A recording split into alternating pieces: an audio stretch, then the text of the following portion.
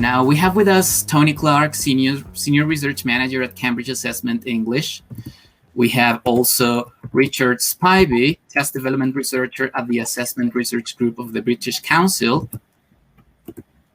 And we also have with us today Reza Tasviri, OSM Senior Team Leader and Research Lead at IDP. So welcome back. It's nice to have you here again.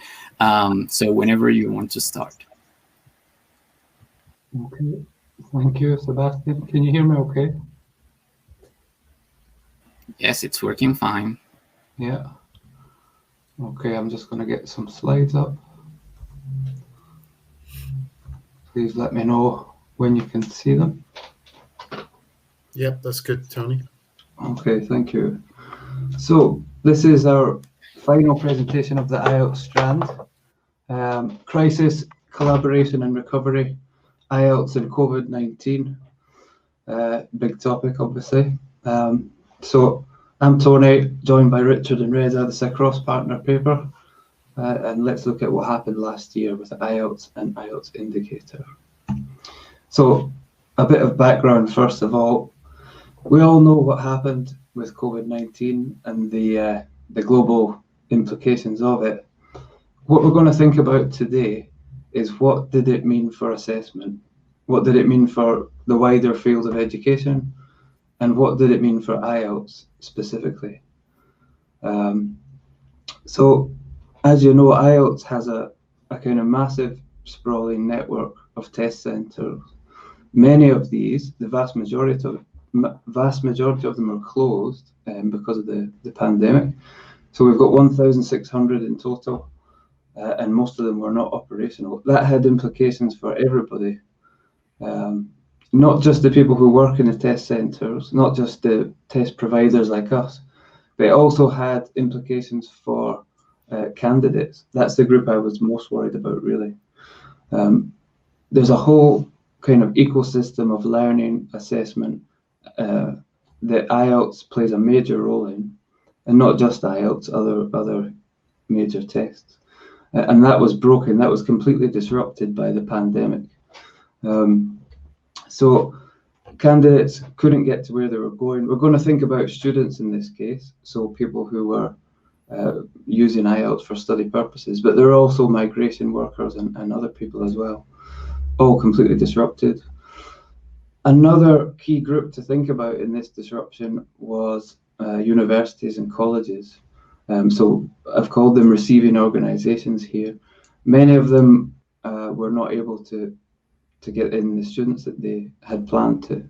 Now that, again, has quite serious implications for them. Someone mentioned earlier a utopia. I think in my utopia, what might have happened is we would have said language assessment is very, very important. We can't get the normal assessment practices that we would because of the pandemic.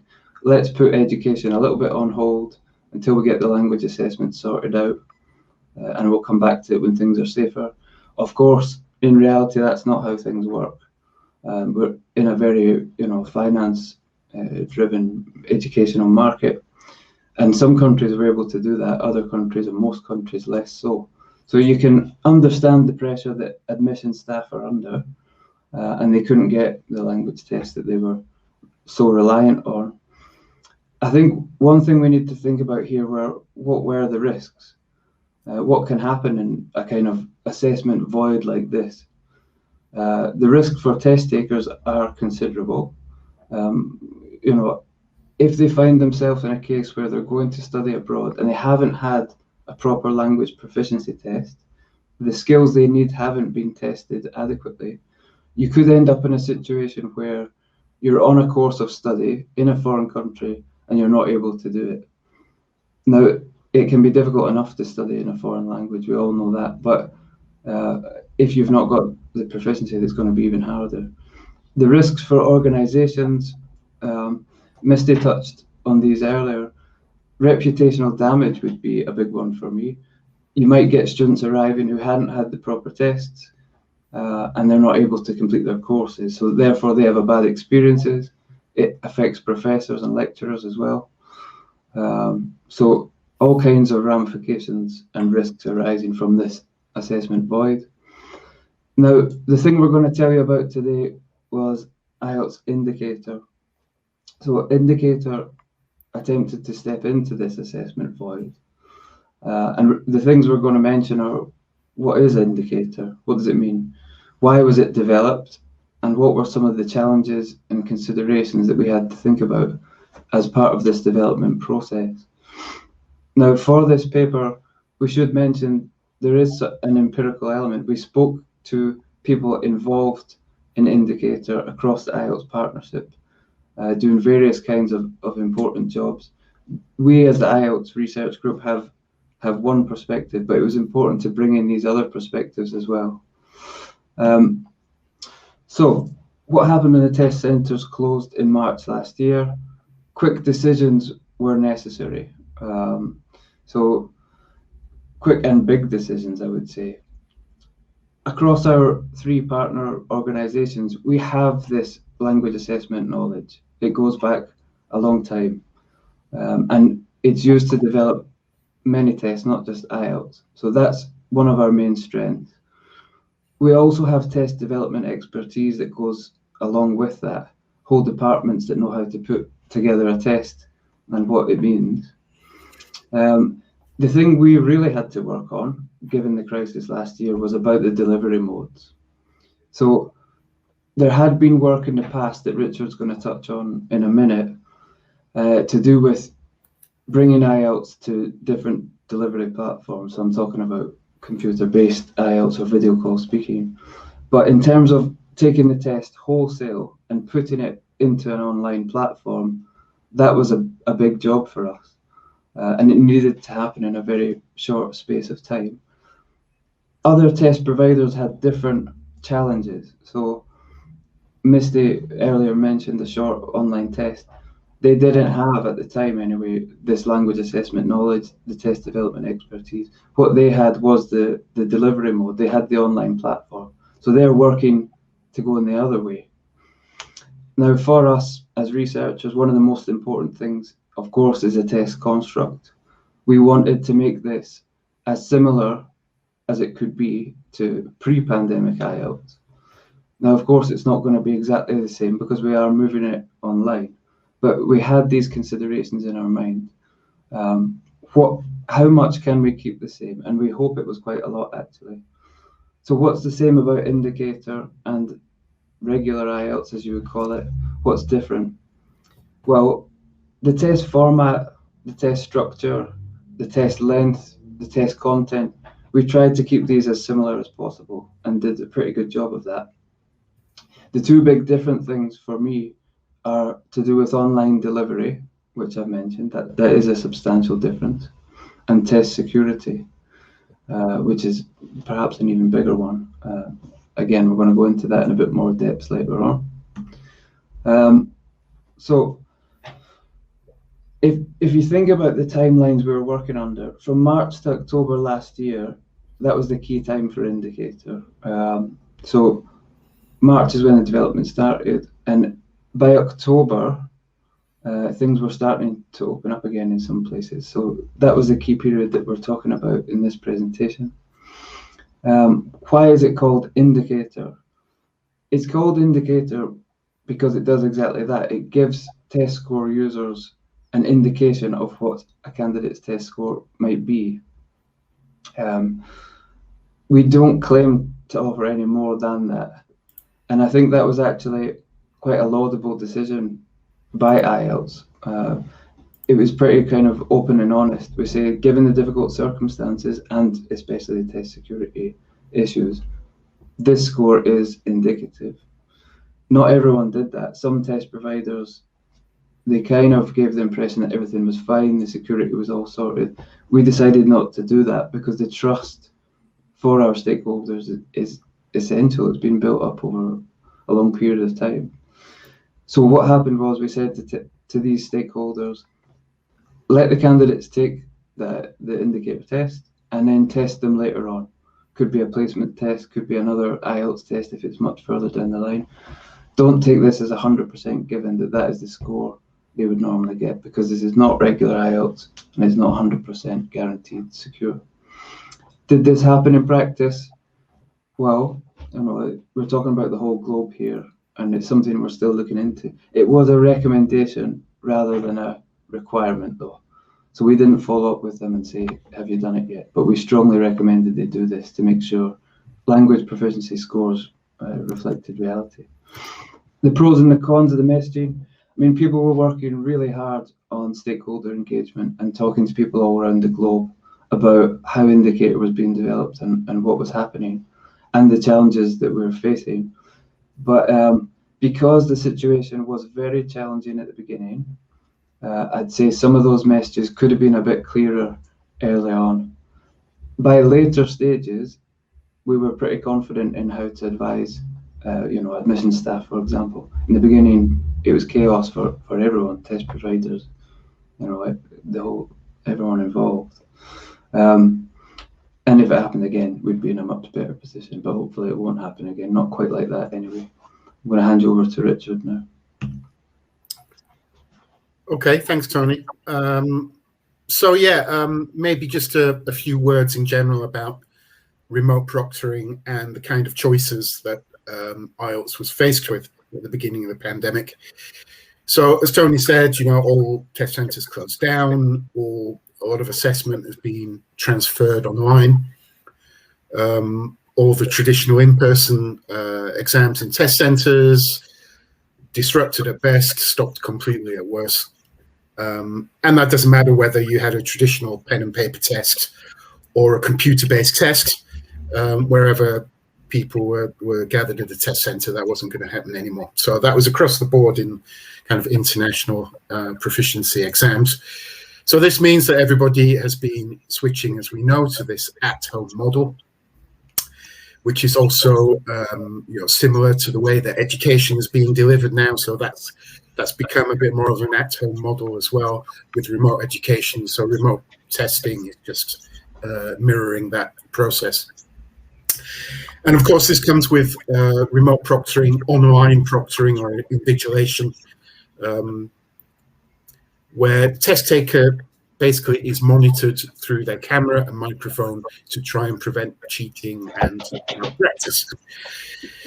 So this remote proctoring, it can be done by humans, it can be done by artificial intelligence, or it can be a combination of both. And there are many different models. It might involve many different combinations. For example, you might have human video proctoring and ID checks. You might have artificial intelligence proctoring, which checks for suspicious activity. For example, if people are looking away from their screen for a long time, that might be flagged as suspicious. Sometimes the AI can flag up suspicious behavior like that, and then a human invigilator might come in to review it afterwards, review of the recording. So other things, the browsers will be locked down, so you can't look at other sites. Room scans, where you have to show your room on the camera to make sure that there's nobody else there before you start the test. And of course, the recording of you while you're doing the test. So there are lots of options available, and most combinations that people use are quite unique. Everybody has slightly different configurations, different settings on their remote proctoring. So no two systems are going to be exactly the same. And this is important because there's still, even at this stage, but especially at the beginning of the pandemic, there's very little evidence available that these are actually effective in ensuring security. And so we still don't really know what best practice is in this area. And this is something that we're trying to solve at the moment. But for obvious reasons, test providers, large test providers especially, don't really put information about malpractice and about remote proctoring malpractice into the public domain. So there's very little for us to go on, and very little for us as kind of stakeholders to make decisions on as well. So in the light of this, IELTS Partners were left with two main options. One was this kind of rapid response, as we've put here. So launching with a product that wasn't ideal.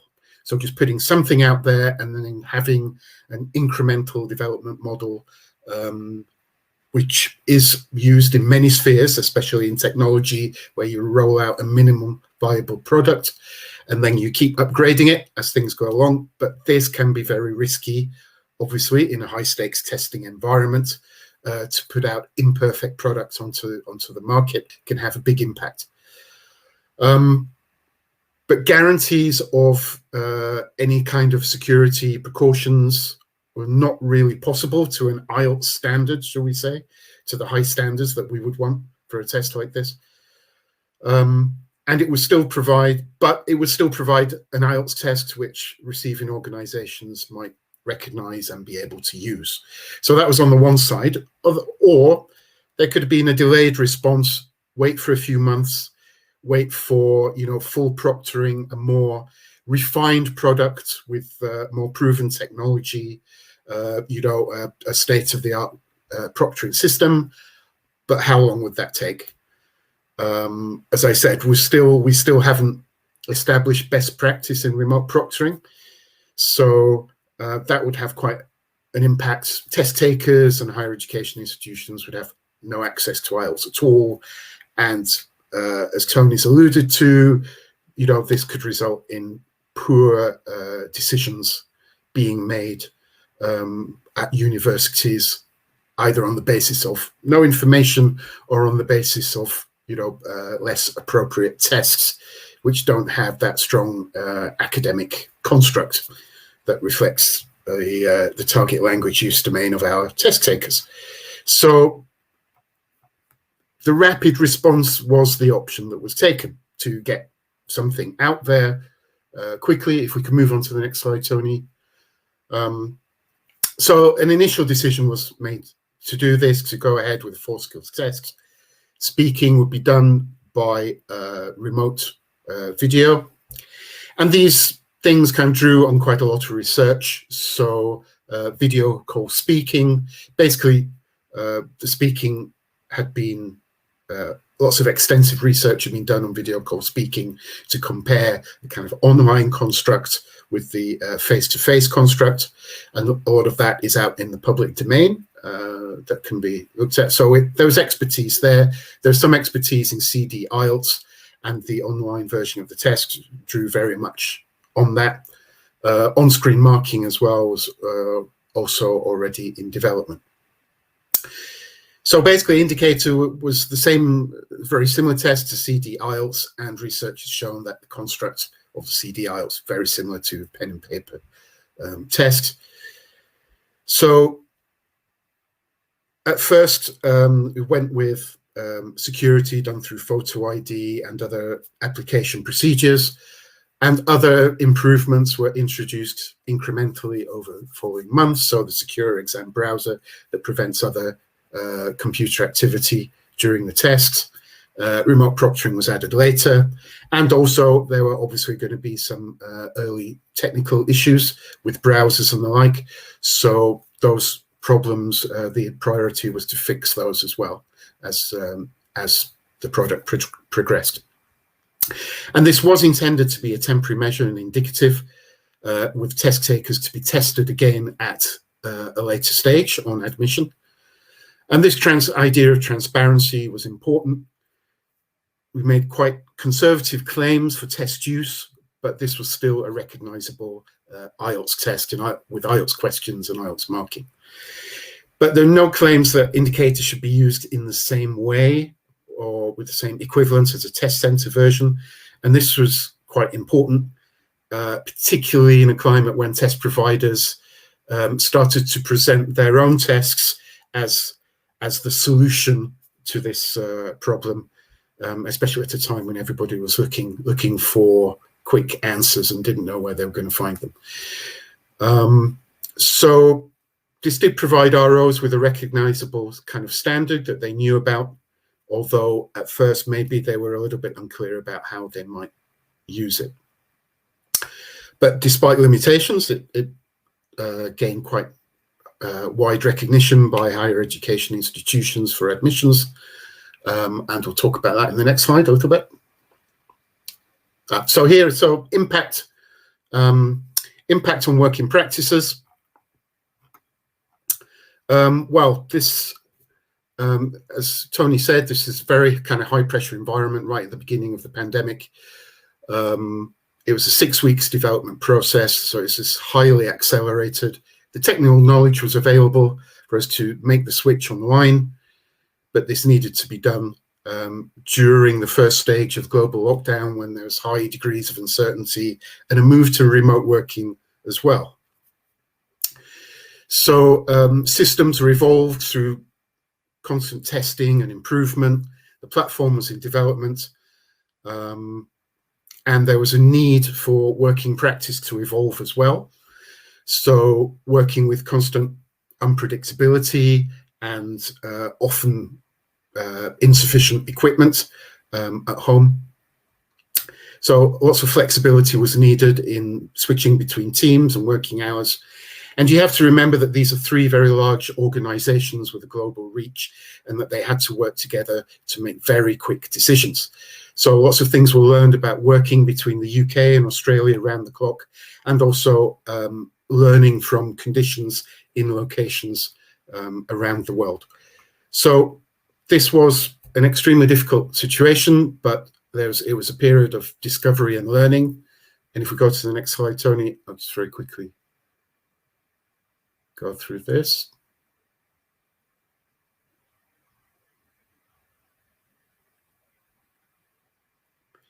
In terms of impact on people, well, on test takers, there's minimal impact in terms of the test itself.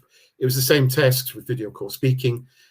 Survey results showed that people were generally happy with IELTS indicator. They felt it could show their ability. They were satisfied with the process. Some even said it was better than test center testing. And it gave them opportunity. And you can see this in one of the quotations here from one of our test takers. And this was typical of people who really needed information from IELTS to get into university. In terms of receiving organizations, well, we've got examples of testing for essential workers, medical staff in Australia done by IDP, scholarship programs like Pacific Islanders program to study in New Zealand. As I said, it was also accepted by lots of universities and also by global pathway providers, for example, the INTO university partnerships in the UK. So we can see that the test did have some positive impact. And I'll hand over to Reza, who's still awake in Australia. Thanks, Richard. I can still talk, I think. My brain is talking. Yes, anyway. Now, Tony and Richard refer to the receiving organizations as a group of stakeholders that that we talked to, we're engaged with, and we did whatever we could to support them, to make the right decisions, to make the right interpretations about what was on offer. Now, there were three other groups of stakeholders who are highly important, and that's taking on the view of the delivery of this test and the assessment practices as an ecosystem. Now, there was massive disruption in our lives as we know it, and IELTS was impacted. Now, one group of people who were directly and were most affected were the test takers. Tony and Richard covered some of the impacts. One impact to the test takers was that many test takers had their plans put on hold. Their learning was disrupted.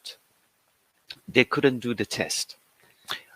And for us, the responsibility was to do as much as we could to stay engaged with them and to help them in the journey that they had started at whatever stage they were. So the partners, what they did, they ramped up some of the support services that they had already been offering. These were in the form of masterclasses where IELTS specialists provide test takers with knowledge about IELTS, how to better perform in the test, and how their performances are going to be assessed. The other service that was provided to the test takers during the peak of the pandemic, and it is still ongoing, is the IELTS progress check. Now, It is a test, it is a paid service, but it gives the test takers the opportunity to practice a test which is as closely as possible similar to the real test, and the performance gets marked by professional raters and they get feedback.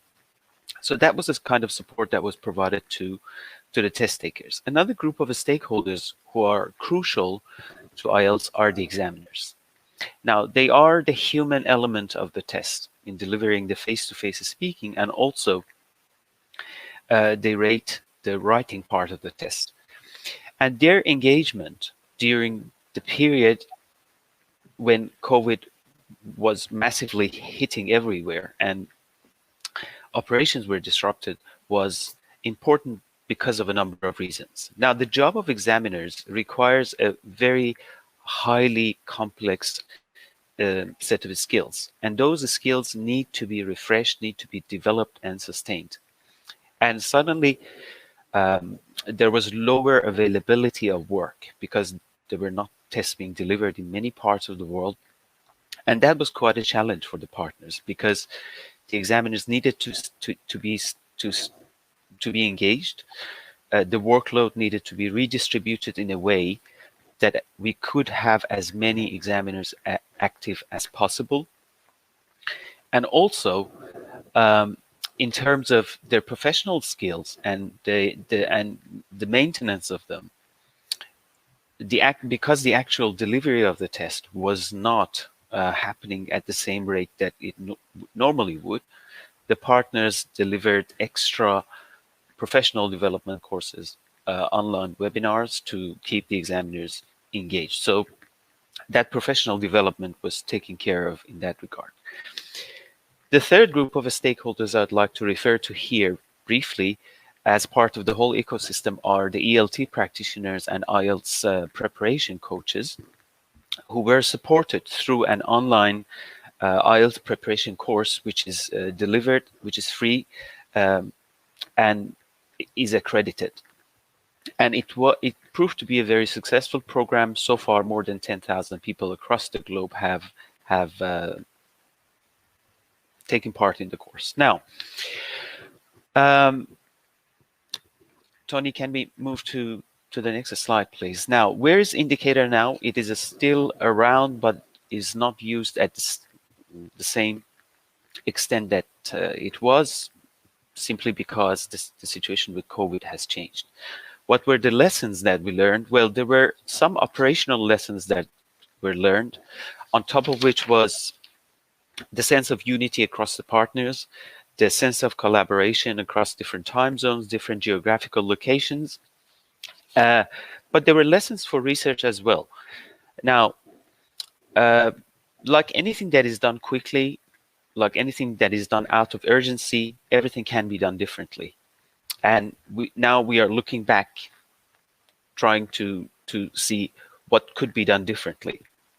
And as Richard and Tony pointed out, Indicator drew on the research that was done previously. However, it sort of brought into focus some of the issues with online at-home delivery of the test, things to do with proctoring, and also things to do with making sure that the construct is preserved.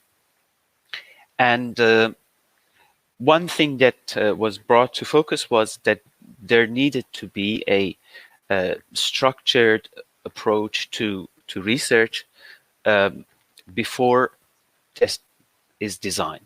And that has led to strengthening more internal research work currently across the partners for designing any test, or for making sure that any new development with the testing ensures validity. And I'd just like to finish off by saying that one of the key things that is of focus here is the question of validity and the validity argument, because now we are looking at a situation where there are different moving parts, and there is an element of dynamism that needs to be incorporated into any validation practice.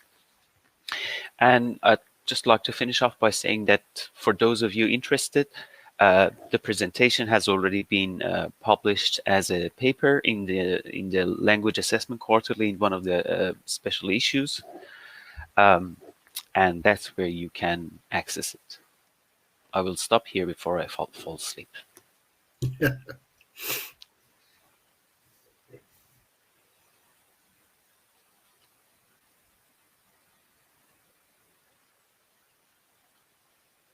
Yep, I mean, one or two interesting comments Yes. in there. Misty said about people accepting the especially AI solutions for remote proctoring, and there is a little bit of a kind of taking things for granted that everything is working properly and everything is very secure at the moment.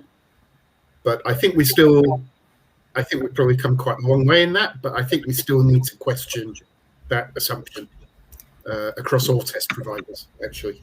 And I'm still, if you know of any new evidence which has appeared to show that the security or enhanced security of remote proctoring among any of the test providers, that we're very happy to learn about it.